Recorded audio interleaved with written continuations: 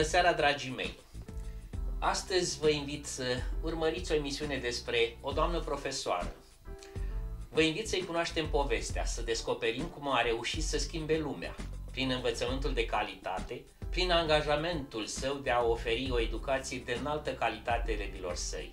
Este o emisiune pe care sunt sigur că nu o veți uita ușor. Doamna profesoară Gușetu Silvia este un profesor cu o carieră de succes. A pregătit zeci de elevi pentru medicină și continuă să acorde îndrumare și în prezent celor care își pun speranțele în reușită. Dumneaei a fost director adjunct al Colegiului Laț cu Vodă din Siret timp de peste 17 ani, unde împreună cu domnul director Crețu Florin a schimbat fața acestuia, în mod deosebit după Revoluție. Împreună au promovat valorile de onestitate, corectitudine și fermitate în luarea deciziilor. Sărut mâna, doamna profesoară, și vă mulțumesc tare mult că ați venit în studio. Bună seara, bine v-am găsit, mulțumesc de invitație. Doamna profesoară, zic eu și vă invit să depunem amintiri, să ne aducem aminte de lucruri dragi din viața dumneavoastră. Pentru început, unde a copilărit doamna profesoară? Sunt născut în orașul Siret, dar am copilărit în satul Mănăstioara. De mic copil am fost vecină cu școala, așa că pentru mine școala a fost idealul vieții. De la 2 ani mi-am început studiile, grădinița era peste drum de casa mea, mama mă pierdea de acasă că fugeam la grădiniță. Spuneți-mi, vă rog, eu știu, dacă ar fi să ne aducem aminte așa, de anii mai frumoși din copilărie. Niște amintiri mai plăcute. Toată copilăria este frumoasă, dar depinde din ce unghi o privești copilăria. Noi atunci nu știam să apreciem ce este frumos. Acum însă ne amintim cu plăcere și de joaca cu copiii din vecini, și de mers cu vaca pe câmp sau cu gâștele, și de strâns buruieni pentru animale, da. Dar mai frumos mie îmi părea la școală, mai frumos decât acasă. Acolo la școală eram în elementul meu.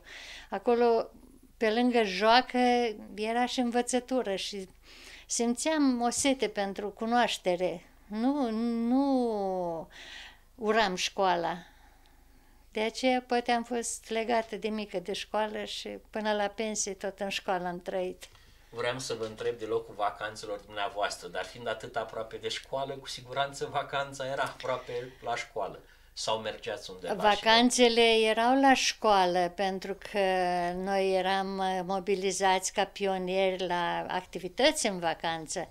Aveam de crescut viermi de mătase, aveam de strâns plante medicinale, de îngrijit grădina școlii, dar fiindcă eram răsplătită pentru rezultatele la învățătură, în fiecare vacanță primeam tabere gratuite și în fiecare vacanță am participat, am avut plăcerea de a merge în tabără la Năvodar, la Bucșoaia, în Covasna, în Harghita. Deci, în fiecare vacanță am avut parte și de tabere școlare, unde legam prietenii cu copiii din alte părți, îmi completam cunoștințele, deci erau vacanțe plăcute. Niște prieteni din copilărie de care v-ați aduce aminte acum? Care sigur vor urmări emisiunea și o să-și aducă și ei aminte de dumneavoastră. Prieteni de vârsta mea au cam plecat din sat, cu care am copilărit. Unii au plecat cu totul în altă lume, din păcate. Dar sunt colegii de clasă cu care am avut. Așa, în oraș aici n-aș avea așa. Da. Na, îmi pare rău, nu am vrut să vă întristez și atunci nu prea au rămas, da, nu mai sunt, da. Am înțeles. Ceva, eu știu, o lecție valoroasă din trecut, ceva care v-a rămas, eu știu, din copilărie sau de la profesor sau de la părinți, înainte de a trece la alte lucruri, legat de copilărie. Deci, eu pot să spun lucruri petrecute în copilăria de acasă sau de la școală, că aici e întrebarea. La școală, de exemplu, ceea ce ne plăcea nouă să organizăm activități din astea artistice și sub îndrumarea doamnei profesoare Silvia Pânzar, eram Aurora Mocrei și veneam la stația de radioficare la Siret și ne înregistra și după aia ne dădea pe postul local. Păi cine era mai mândru decât noi că ne auzea tot satul la difuzor, la emisiuni locale, cu programe artistice, dedicate unor evenimente, cum era atunci, pe vremea comuniștilor, evenimente, dar... Sesizez, doamna profesoară, așa o meticulozitate pe care o aveați încă din trecut, văd, erau programe, erau... Da, totul era legat de școală, deci Da. toată viața mea am spus din start că a fost școala. Am înțeles. Atunci, în școala generală, spuneți de Mănăstioara, ce discipline vă plăceau? Eram pe partea reală, dar îmi plăcea să citesc totuși mult și când am dat admiterea la liceu, se dădea la română, matematică și istorie oral. Și nu cu falsă modestie, spun că am intrat pe locul întâi la liceu venită de la Mănăstioara. Ca urmare, au fost niște consecințe aici. Când am ajuns, a trebuit să nu dezmint poziția pe care am intrat și să fac față cerințelor. V-a obligat cumva faptul că ați intrat prima Am și fost moral și... Și moral, dar și profesori. Cine-i moldovan? Că moldovan mă chema de acasă. Și imediat trebuia să fac față situației, dar m-am menținut. Nu chiar pe locul întâi, dar în primii 3 am fost de la început și până la sfârșitul liceului. Ambițioasă de atunci. Ca să... Da. Dar spuneți-mi, vă rog, deci ulterior ajungeți la liceu la Siret și faceți liceul deci la Siret? Deci în 66 am dat admitere la liceu la Siret, până în 70 am fost elevă la liceul din Siret. Am avut profesori deosebiți. Am avut la matematică pe doamna profesoară Iaricevski Valentina, la fizică tot pe dumnea ei, la română pe domnul profesor Gabor și la chimie pe doamna profesoară Darie, care era de o severitate extremă, dar și de calitate învățământ și a fost o luptă și pentru mine între matematică și chimie. Eu vroiam să urmez matematica, dar cumva doamna m-a implicat mai mult la cercul de chimie, m-a dus la olimpiadă și m-am profilat pe chimie. Am înțeles. Deci și vă orientați către facultatea de chimie la... Da, la Iași, la Universitatea Alexandru Ioan Cuza. În 1970 am... Chimie pură, nu? Chimie pură, da. În 74 am absolvit facultatea cu licență, cu examen de stat, atunci se chema, și noi de la chimie pură puteam să urmăm încă un an de specializare și să lucrăm în cercetare. Dar nu, scopul meu a fost totuși învățământul și cu repartiție guvernamentală am venit la Siret. Deci direct ca profesoară, direct. La liceu. Pentru rezultate totuși foarte bune. Pentru media la care eram și pentru că era post la... și am avut parte și de apropiere de domiciliu. Deci la medie se adăuga și apropierea de domiciliu și... Aici, domnii profesor Darie, tocmai în anul respectiv, plecaseră la Suceava și s-a eliberat postul și l-am luat. Dar ați spus adineauri foarte categoric învățământ și nu cercetare. Nu. Plăcerea să lucrați cu elevi, să lucrați sau...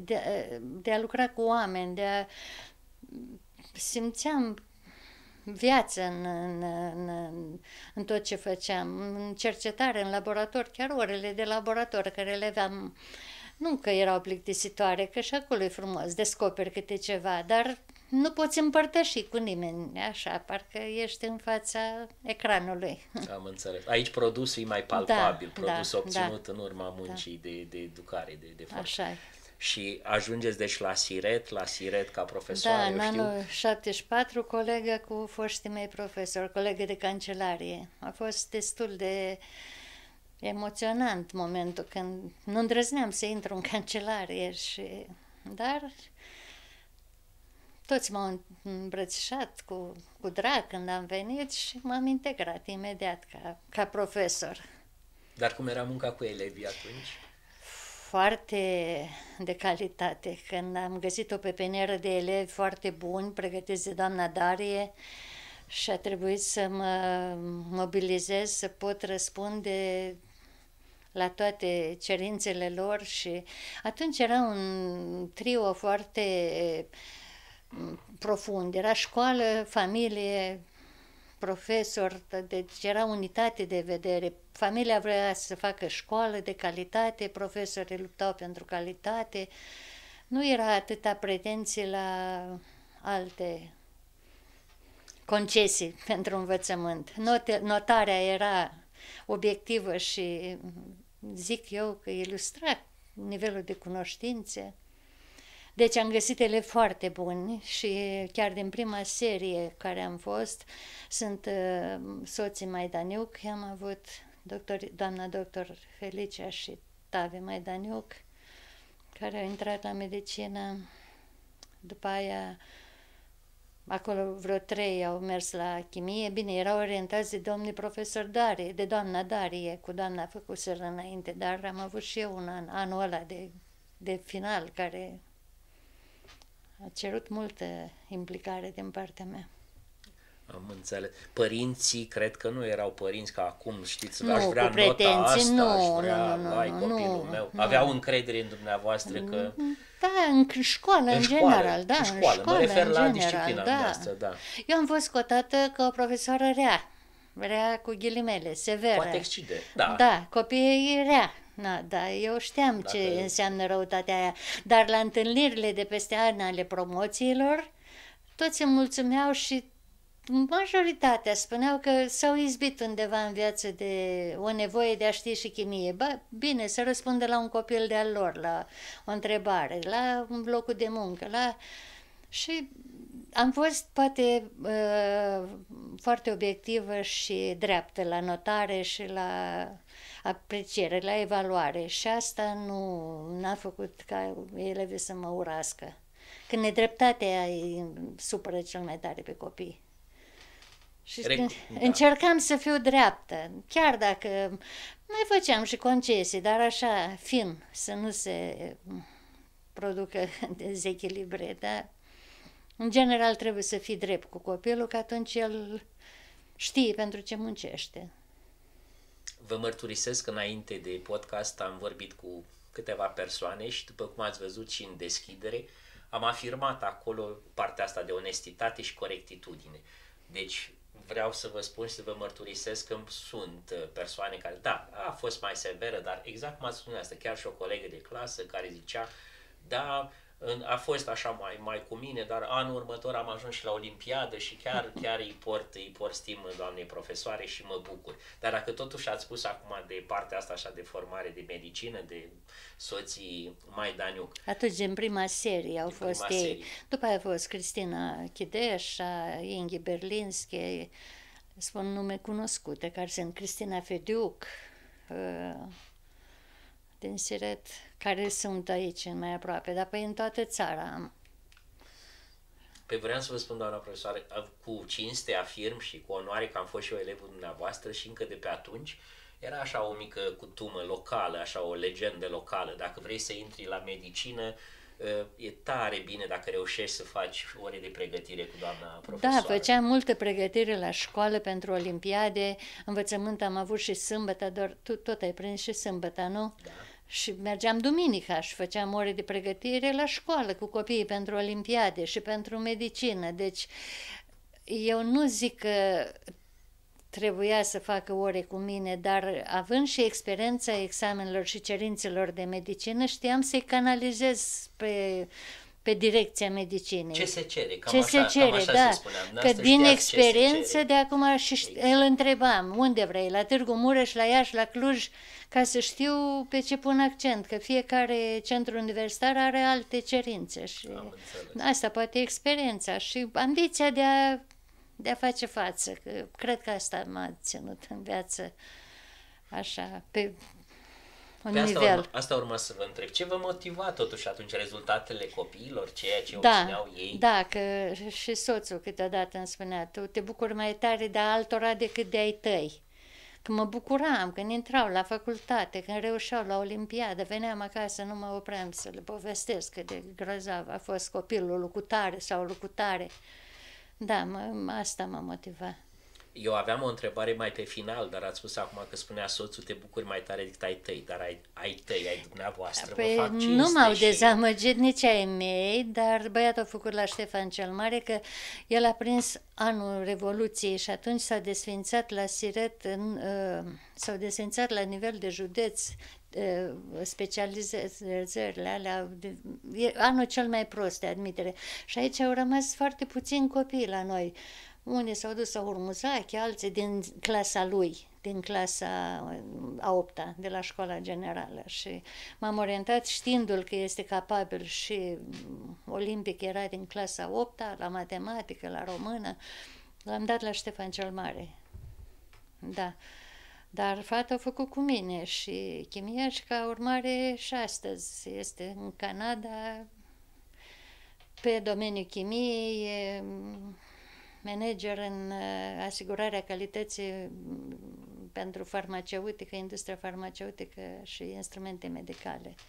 Deci... Recunosc că m-am documentat și chiar vă face cinste, dar și domnul Gabi, un medic renumit. Băiatul este la Cluj medic cardiolog și șef de lucrări la medicină. Da. Foarte mulți din Siret, eu cunosc cel puțin 3 persoane, recent și un pompier care au apelat la servicii domniei sale și doar cuvinte de laudă, implicit pentru mama. Da, se dăruiește meserie, așa probabil avem ceva în sânge, să ne dăruim meseriei. Dacă e să vorbim de dăruire, ulterior trecem la partea totuși de director, nu? După Revoluție, o perioadă grea, foarte grea, eu știu, din 92, dacă nu greșesc. 92. Din 92 urmează 17 ani și de director. Da, director adjunct. Păstrați catedra, mai jumătate mai de puține, catedră, da. Și deveniți și director și implicit, cum am spus, o perioadă foarte grea. Foarte grea, cu schimbări multe, dar am avut parte de director prin pe domnul Crețu, cu care am colaborat foarte, foarte, foarte mult și bine. Și în final a fost domnul Chideșa când am ieșit la pensie. Tot bine, dar vremurile erau mai liniștite acum în ultima perioadă, dar la început greu, cu multe schimbări și cu neajunsuri și finanțarea era asigurată de inspectoratul școlar și aici aveam învățământ în 2 schimburi, și dimineața și după amiază și seara noaptea și școală profesională și liceu și încadrarea era cu toate, de la paznic și până la profesor cu gradul 1. Deci relațiile între angajat și angajator trebuiau să fie foarte variate. Dar cred că și acolo mi-a plăcut, că doar nu m-a obligat nimeni să stau. Și totuși ce v-a motivat și acolo? Partea cealaltă era de elevi, de asta am înțeles, dar și munca asta de director? Cred că vedeam rezultate, făceam o îmbunătățire, ceva și de exemplu, am înființat învățământul gimnazial la liceu, ceea ce n-a fost ușor, cu tensiuni la nivelul orașului, cu școala generală, dar a fost un câștig și pentru copii, și pentru părinți, și pentru profesori, pentru că acolo unde este concurență este și calitate. Tot mereu așa am spus. De ce să nu fie părintele să poată să aleagă, să decide, nu? Unde îl dau pe copil? Iarăși folosesc expresia mărturisesc, că am mai vorbit cu câteva persoane care îmi spuneau că tot în perioada noastră s-a reușit cumva să, eu știu, să ansamblați, să zic așa, partea de birouri de sus cu partea de jos. Da, a fost și asta. Da, noi am fost uniți pe vremea când erai tu elev, da? Atunci ne-am unit liceu cu școală profesională, grupul școlar. Partea de sus, da, grupul școlar. Păi atunci cam în anii ăia s-a înființat grupul școlar. Deci, în 85, și era mentalitatea 86, aia, da, era mentalitatea aia. Aia e liceu, aia e școala profesională, n-are treabă unii cu alții. Și am reușit să omogenizăm părțile și să fie o singură conducere, că așa se simțea că erau din 2 părți. Aveam multe clase de profesional, a lucrat și tata doar și știi dieselurile când porneau dimineața ca de la fabrică și câte probleme erau și cu mașinile și cu combustibilul și cu... Dar Deci camioane, mașini mici se ajungea undeva la vreo 30 de Da, autovehicule pe da, puțin, ateliere, da. de 12 săli de clasă minim, am fost și eu și pedagog o perioadă și de asta Da. am fost și am răspuns și de un atelier de instalația de alimentare. Am și alte amintiri, dar am venit să vorbim despre dumneavoastră. Dacă ar fi totuși, eu știu așa, să vă adresați celor care ar vrea să intre în învățământ, să spun, sau care ar vrea efectiv să urmeze o carieră, acum privind retrospectiv și ca profesor și ca director, eu știu, ce le-ați spune? Cum vedeți? Urmează apoi o întrebare, cum vedeți învățământul, dar deocamdată înainte de a trece. Dacă are empatie, în primul rând, pentru cei din jur, nu se poate să lucrezi cu oameni fără să intre în sufletul omului și să te apropii de sufletul omului, atât între colegi cât și cu copiii și cu părinții. Bine, în ziua de azi, la cerințele de azi, mai greu de făcut față la toate cerințele, că părinții au devenit mai pretențioși, de la școală așteaptă mai mult, legile s-au mai schimbat și gradul de libertate a crescut și parcă acum prea multe drepturi, nu? pe Foarte multe parte drepturi gradele de libertate ale copiilor au crescut și acasă și la școală. Și s-a schimbat sistemul de evaluare de acum. Eu când am o întâlnire de 30 de ani, să spun, de la o promoție, mi-e jenă să mă uit în catalog ce note puneam. Na, erau note reale, dar aici colo era 8-9. Dar acum de la 8 în sus. Deci exact invers, ai impresia că parcă notarea s-a inversat. Da. Și, și atunci cineva care își propune să vină, dar eu cred că tineretul din ziua de azi nu urmează cariera care simte că face față sau că îl cere, acolo unde are șanse mai multe să reușească, duce dosarul. Nu mai este așa că îmi propun să fiu profesor, că asta aș vrea, asta simt că pot face. No.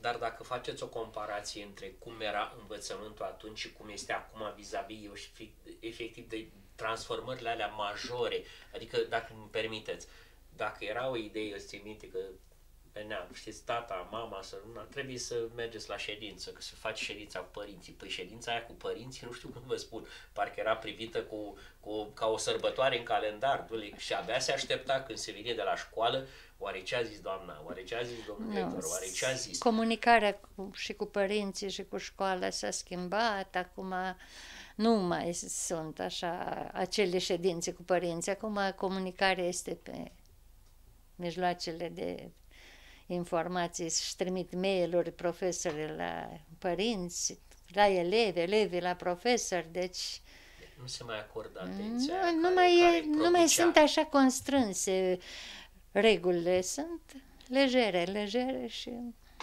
poate e bine, poate sunt de modă veche, n-aș vrea să spun că nu-i bine, dar nu se văd așa rezultate. Asta vreau să spun, că de fapt poate era mai bine atunci, poate e mai bine acum, dar totuși eu cred că luat așa global, totul se vede în rezultate. Ceea ce a stricat învățământului, multe schimbări într-un timp scurt, deci schimbările prea dese și la nivel de curiculă și la nivel de organizare, pe trepte, pe nivele, pe specializări, deci au tulburat foarte mult apele și nu se pot așeza lucrurile, nu se pot copiii orienta, că nu știu nici cât ține o fază. Cunosc copii care sunt la Petru Rareș, de exemplu, la științele naturii. Termină științele naturii, apoi când mergi la științele naturii, înțeleg că vrei să urmezi medicină, facultate de biologie, de geografie, de nu știu ce. Nu, de acolo management, relații internaționale, auzi că e pe nu știu unde, deci nu are corelare învățământul liceal cu... Deci nu e o continuitate din momentul în care vine, să spunem, chiar din general, să-ți placă chimia, să-ți placă în liceu, să te duci la facultate, să devii profesor sau să lucrezi în cercetare. Și asta din cauza schimbărilor dese care au avut loc în învățământ. Legea învățământului tot a fost modificată și iar modificată încât... Da. Dar principalele dificultăți, sau să spun așa, care erau în atenția noastră și ca profesor și ca director în perioada aia, pe care eventual acum e mai bine sau e mai rău? Da, dificultățile care le-am avut pe bază materială s-au remediat, pot să zic 100%, că de când este cu finanțarea la primărie, așa, primăria a dat pentru școală, deci s-au făcut multe lucruri și baza materială, plus că au fost și programe chiar pe vremea noastră, am avut un program FARE, program de dotări și am dotat ateliere și deci sunt și posibilități extra bugetare, dar pe baza materială, da, dar pe baza educațională și informațională mai scârție. Totuși e sistemul, să spunem așa, da, sistemul de învățământ care... Da.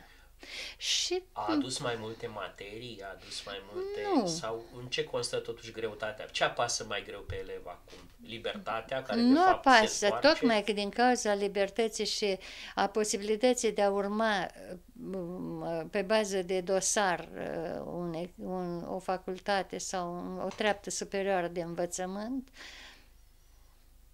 nu mai are așa obligația de a acumula cunoștințe. Deci criteriul de selecție... Criteriul de selecție, da. Vezi că și merg de la o facultate la alta.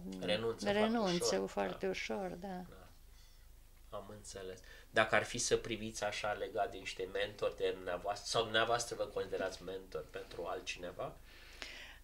Da, o am de exemplu pe Cristina Dumitraș, acum mi-a fost elevă olimpică, foarte bună, era la liceu, acum este profesoară de chimie, are probleme de sănătate și nu chiar poate face față cerințelor, dar pe partea științifică are doctoratul, deci este o fată bine pregătită în domeniu.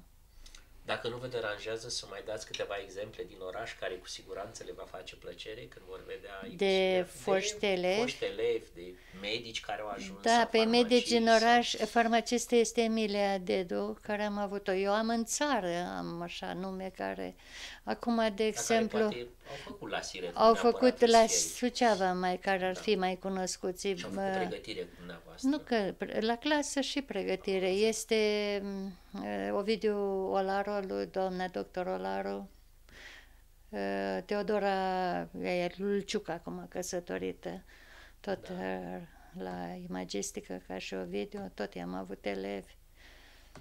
Păi sunt acum, că sunt multe care sunt acum rezidente, am fete, chiar al lui directorul, al lui Toni Mustață, ambele fete gemenele și una a terminat, una e studentă.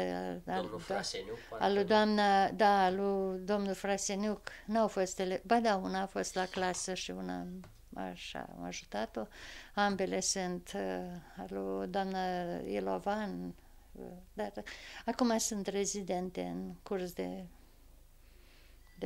formare. Îndrăznesc din nou. Ce simțiți în momentul ăsta, așa, acum că totuși am mai depănat și uite, e rezident, e medic, e o satisfacție cu siguranță a vieții de Da, simt că profesor.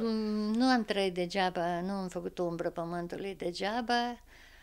Nu pot să spun că sunt mândră, mândră e un păcat, da. Dar sunt mulțumită că am reușit să ajut, să întind o mână de ajutor în formarea copiilor. Am urmat poate sfatul bunicăi, că atunci când am venit în învățământ, ea mi-a zis așa: tu ție Dumnezeu ți-a dat un talent, dacă n-ai să-l înmulțești, ai să ai mare păcat.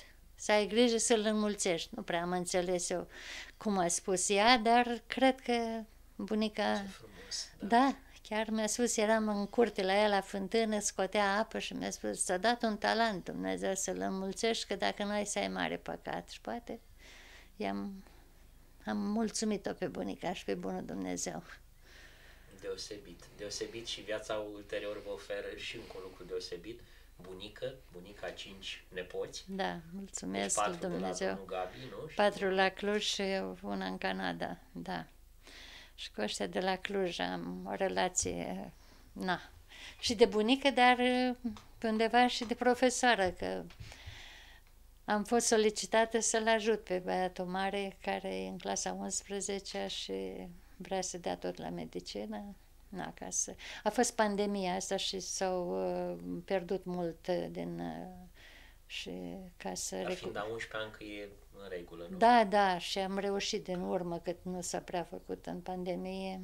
În online nu e aceeași calitate ca... Și la fel de exigentă bunica? Tot așa, că de mici ei veneau în vacanță la mine și bineînțeles că părinții le dădeau și câte un căiețel ca să mai aibă ocupație, să scrie. Și îi repartizam pe fiecare în altă cameră și le dădeam sarcini și băiatul ăsta mai mare mă știa mai bine și spune la asta din Canada, ia și scrie că cu bune nu merge. Da, și cu bune nu merge.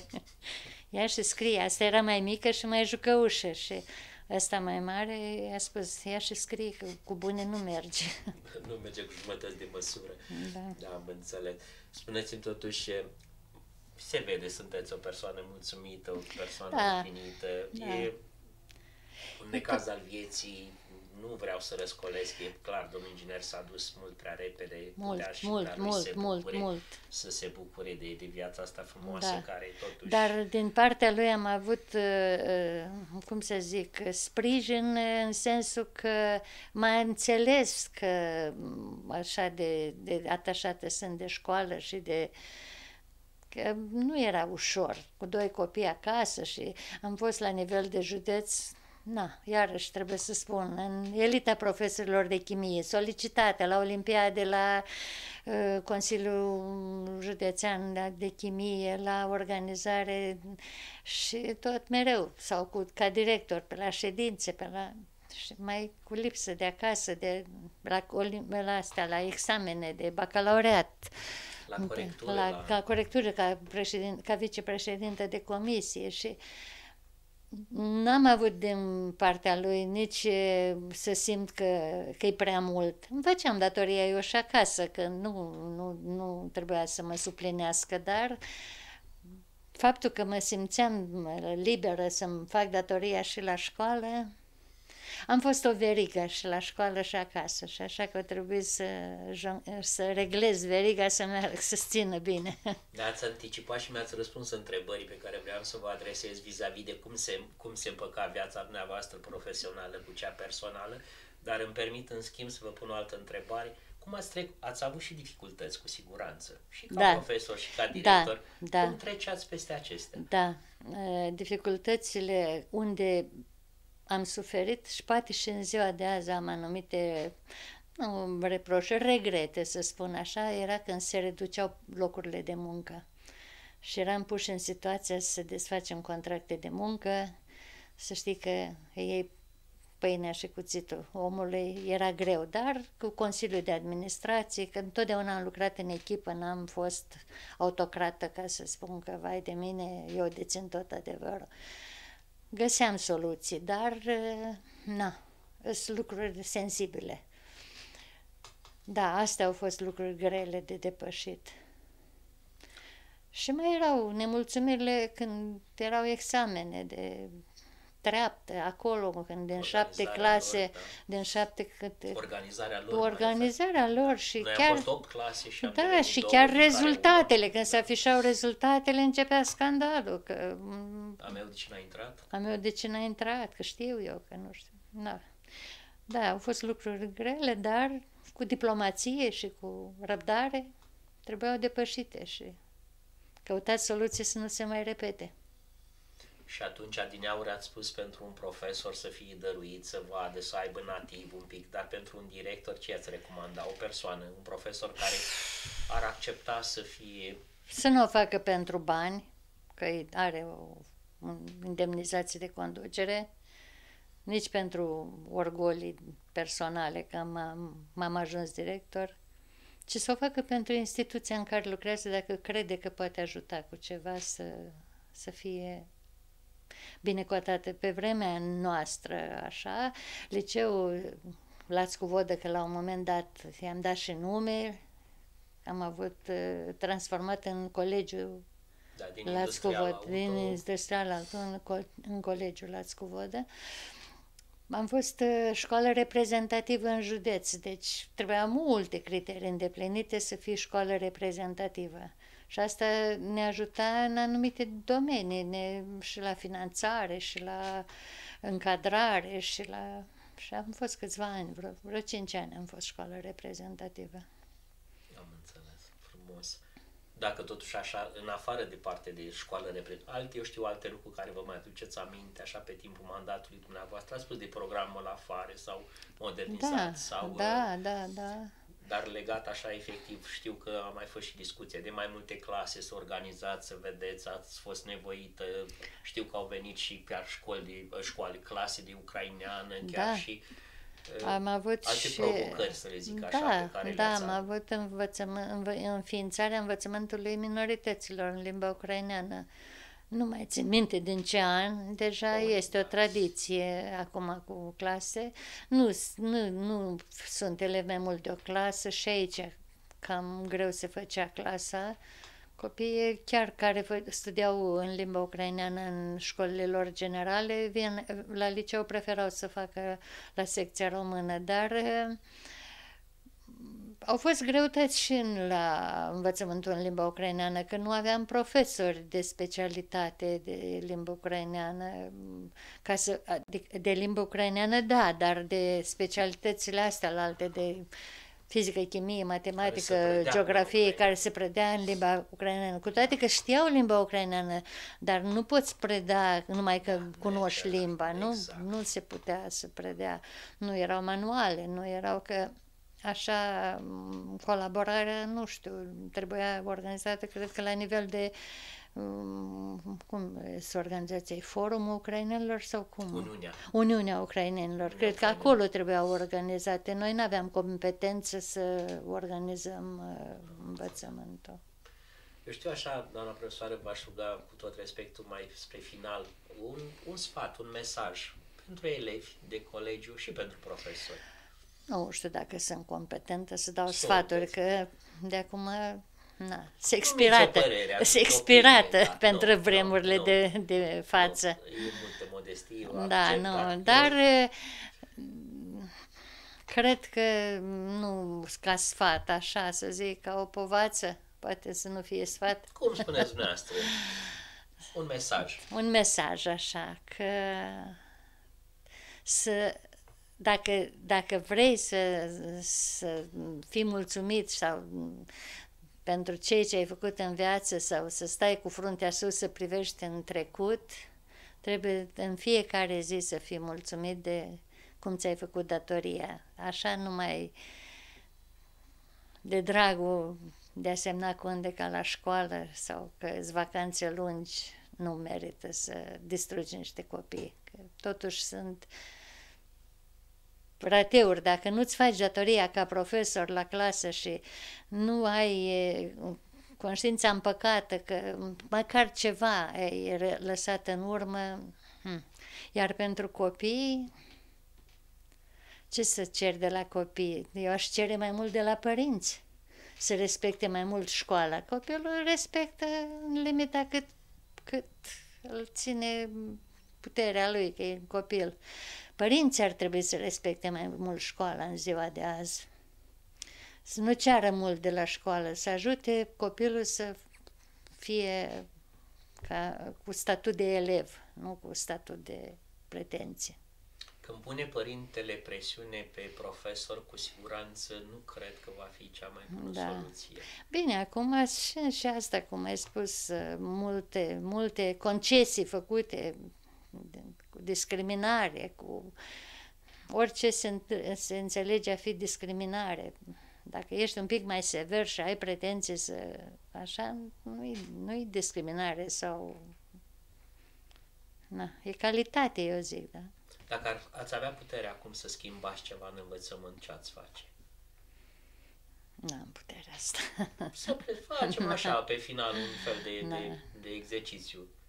În momentul ăsta, deci de mâine puteți, eu știu, schimba ceva, nu, ca să nu se înțeleagă de sirecea, dar puteți avea, vă cere cineva părerea. Eu, apropo de chestia asta, ați mai Selecția copiilor, selecția pentru liceu a elevilor și selecția cadrelor didactice. Aceste examene sunt grele, foarte grele, examenele de titularizare, dar sunt teoretice. Practicul e la catedră. Acolo se vede valoarea. Da, și sunt copii, tineri bine pregătiți la teorie și iau note mari, dar când vin la catedră nu mai au. Am înțeles, doamna profesoară. Deci partea asta, dacă s-ar putea măcar selecția astfel încât să fie o altă... Selecția și sistemul de evaluare. Sistemul de evaluare să fie... Prea mult se pune accent pe formă și nu pe fond, pe formalitate, pe multă vorbă în evaluare, multe obiective și multă pompă, pompos și concret. Am înțeles. Cum veneam în clasă la voi când dădeam teză? Scoate caietul acolo și scrie ce acum nu trebuie făcut înainte, arătat, modele de teze, s-o scos tezele mai nou, știi? Nu mai sunt teze. Din păcate, nu. Copiii mei sunt mai mari, au ei copii și bunicul mai puțin. Nu se mai dau teze. La nimic. Și, eu știu, când s-au gândit să scoată sau au avut o motivație. Uite, lejer, da. Dar lejeritatea n-ar fi, dacă eu să spun, schema prea încărcată, acele ore pe care le invocă, nu mă refer prea multe discipline care unii spun că de fapt poate aici ar trebui. Nu se omoară la nicio disciplină. Când e mult, este și multe... Și totuși, la olimpiadele astea care... Da, elitele își pregătesc în particular, în centre de pregătire de elită sunt acum. Elite avem, dar învățământul de masă... Din punctul meu de vedere, parcă prea ușor se face o facultate în ziua de astăzi, doar cu, eu știu, câteva întrebări, câteva lucruri și acum copiii chiar ajung să creadă, terminând o facultate, imediat datele, eu știți, sunt capabil, eu am facultate, dar de fapt, cum spuneți dumneavoastră, valoarea se vede acolo unde într-adevăr trebuie să... Dar să încheiem într-o notă optimistă, doamna profesoară. Dragii mei, doamna profesoară a adus în prim plan importanța educației tinerilor, prin parcursul dumneavoastră remarcabil, zic eu, și rezultatele excelente pe care le-a obținut în activitate. După cum dumneavoastră ne-a și prezentat câteva nume, elevii care au fost pregătiți au ajuns medici, farmaciști, biologi, au deținut în momentul de față alte posturi importante, fapt pentru care putem spune că dumneavoastră a fost un model și este un model de inspirație pentru multe generații de copii. Educația pe care a oferit-o doamna profesoară a avut un impact pozitiv asupra destinului copiilor. A dovedit foarte important faptul că educația asta de calitate poate să ducă undeva la o valoare în societate. Interviul cu doamna profesoară, din punctul meu de vedere, a fost o experiență minunată, deosebită, captivantă, care sunt convins că va ajunge la sufletul dumneavoastră, a celor care ne-ați urmărit. Mulțumesc cu tot respectul doamnei profesoare pentru că a fost invitată și a onorat invitația în studioul nostru. Îi doresc doamnei profesoare multă sănătate, bucurii, numai lucruri frumoase în continuare, să mai participe la modelarea asta a celor care apelează la îndrumarea dumneaei, întrucât, cum ați văzut, cei care cred în reușită pot apela fără probleme la doamna profesoară. O rog pe doamna profesoară și adresez rugămintea să mai vină în studioul Agendei Siretene, astfel încât să depănăm alte lucruri legate de învățământ. Sunt, să spun eu așa, invitații care le-am făcut și altor profesori, pentru că știți prea bine, podcasturile pe care le face Agenda Sireteană sunt tocmai în acest sens, în acest scop, de a arăta persoane care ne fac cinste, persoane de care suntem mândri, persoane, eu știu, ca și mine, am fost elevul doamnei profesoare și, cum am spus de mai multe ori, am avut o cinste și onoare deosebită pentru acest lucru. Sărut mâna, doamna profesoară, vă doresc numai de bine și, eu știu, v-aș ruga și dumneavoastră să încheiați cu un mesaj de final al emisiunii noastre. Mulțumesc pentru invitație, mi-a făcut plăcere să dialogăm. Nu promit că voi fi angajat aici frecvent, dar dacă se va mai ivi ocazia, o să răspund cu plăcere, că îmi face deosebită plăcere să vorbesc cu niște foști elevi actual pensionari ca și mine, care sunt de calitate și care mi-au făcut cinste, așa că știam că și Sorin mi-a fost elev. Da. Sărut mâna cu mult drag, doamna profesoară. Tuturor vă doresc numai de bine.